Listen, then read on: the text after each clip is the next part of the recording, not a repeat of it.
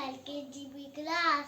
Do you want to spice up your pasta with fresh basil leaf?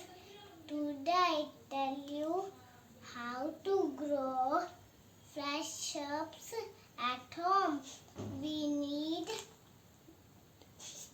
pot, soil, basil seed, water, sunlight for planting.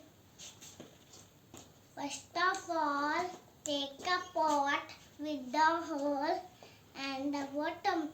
Put some soil, cover it.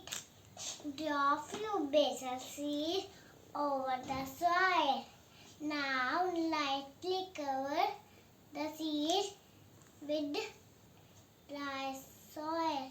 Spray little water over them if the soil dry. After some new aid, new plants will come out. Water the seedlings and watch them grow.